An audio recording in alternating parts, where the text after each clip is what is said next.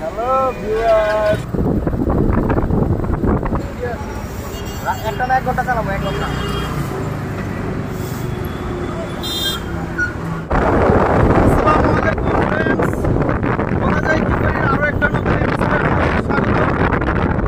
এই মুহূর্তে আমি আছি মামুনের বাইকে। আমার এলাকার এক ভাই ব্রাদার বা ফ্রেন্ডস বলতে পারেন, সরি ভাই ব্রাদার না, ভাতিজা। এখন ফ্রেন্ডসের মধ্যে চলাফেরা করি। এই মুহূর্তে আমি ওর বাইকের পিছনে বসা, আর আমরা যাচ্ছি আরিচা, আমাদের ফার্স্ট স্টেপ আরিচা। সেখান থেকে পদ্মা সেতু হয়ে আমরা আবার আমাদের বাসায় মিরপুরে রাজশাহীতে।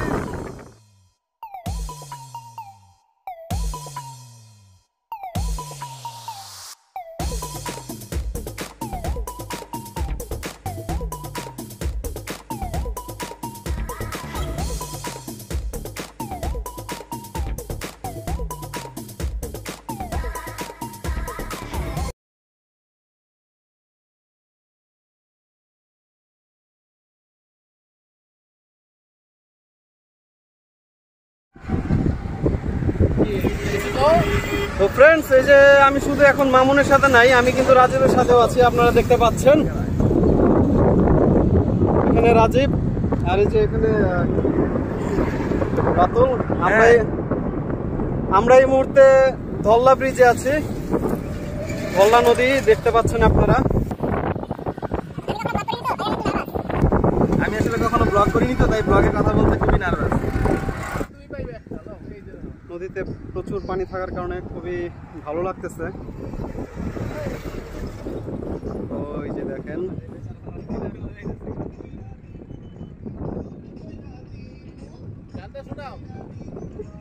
তারা বস্তি মার্কা গান ছাড়ছে, খুবই নোংরা টাইপের গান। ভাই ও বন্ধুরা, এই মুহূর্তে আমরা বৃষ্টিতে ফেসে গেছি। আপনারা দেখতে পাচ্ছেন প্রচুর পরিমাণে বৃষ্টি। এই বৃষ্টিতে আসলে যাওয়া সম্ভব না। এখানে রাজীব মামুন ওয়েট করতেছে, আর আমরা এখানে বাইক পার্ক করেছি।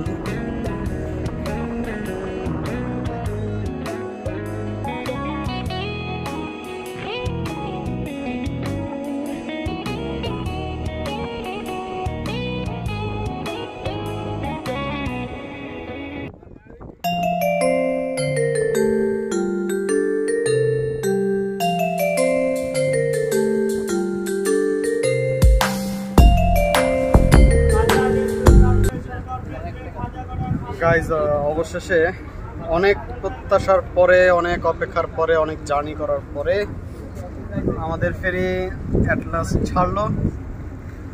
এখন খুব খুশি আমরা সবাই, আর আশপাশের পরিবেশ দেখে খুবই মুগ্ধ, বলার অপেক্ষা রাখে না।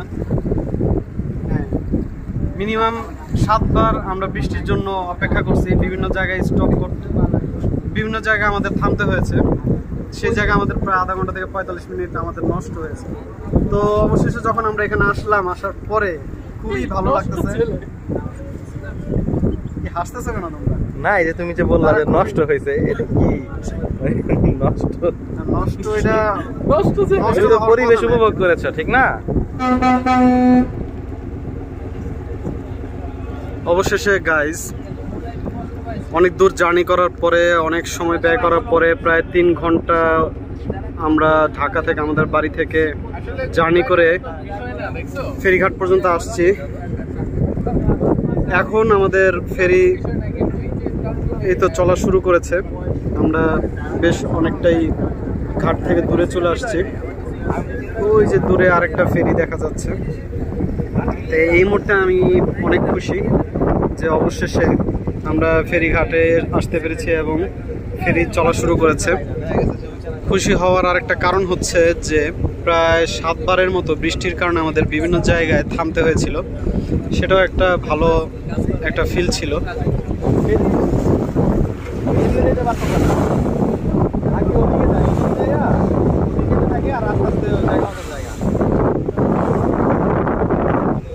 গাইজ আমরা এখন দৌলদিয়া ঘাট থেকে এসে একটু ভিতরের দিকে আসছি। এটা হচ্ছে দৌলদিয়া গোয়ালন্দ রাজবাড়ি। এখানে আমরা একটা খাবারের হোটেল খুঁজছি। তো রাজীব আর মামুন বাইক নিয়ে সামনে চলে গেছে। খাবারের হোটেলটা যে কোথায় আছে আল্লাহ ভালো জানে। তো আমি হাঁটতেছি, দেখি কোথায় আছে।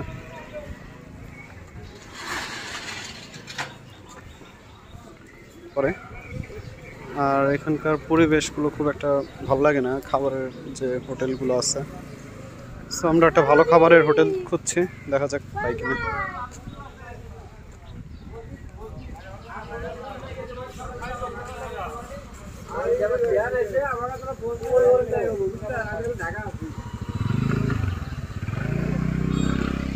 গাইজ একটা জিনিস খেয়াল করিনি, মাত্র খেয়াল করলাম, সেটা হচ্ছে এটা কিন্তু রেল লাইন।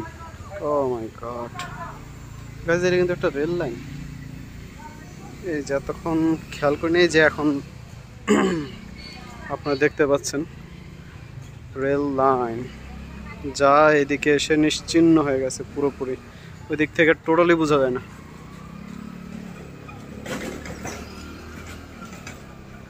এ হচ্ছে অবস্থা। যাক, অবশেষে রাজীব আর মামুন খাবারের হোটেল পেয়ে গেছে। ওরা ওইখানে বাইক পার্ক করেছে। চলেন দেখি কি অবস্থা।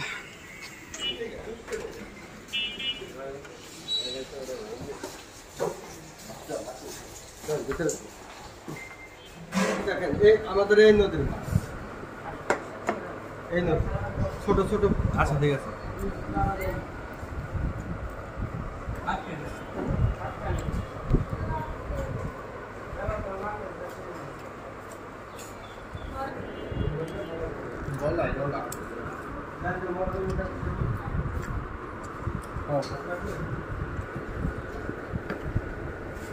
পানিতে ভাঙে কি ঢেলে দেবো গ্লাস? গ্লাসটা না গ্লাস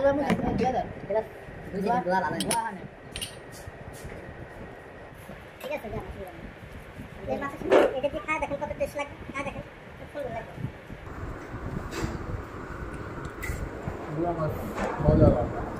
ভালো।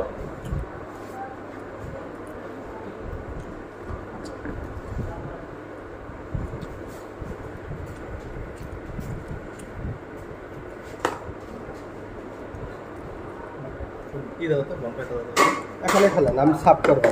এখানে ফেলেন, সমস্যা নেই। এখানে মানে ফালাইতে ভালো লাগে না, জায়গা নোংরা।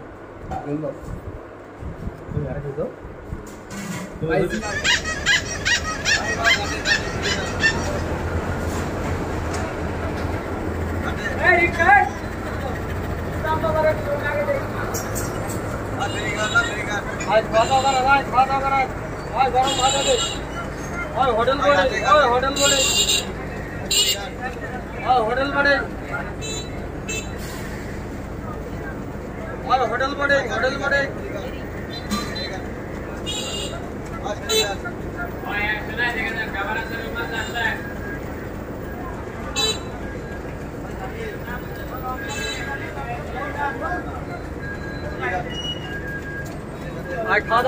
খাওয়া দাওয়া করে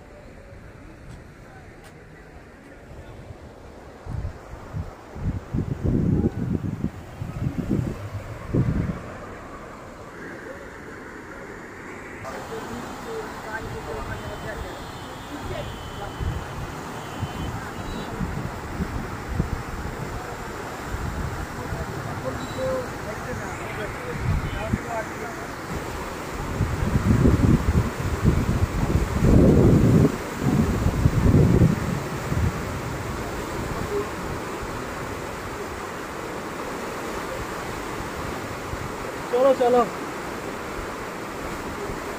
পদ্মা সেতু এখনো 70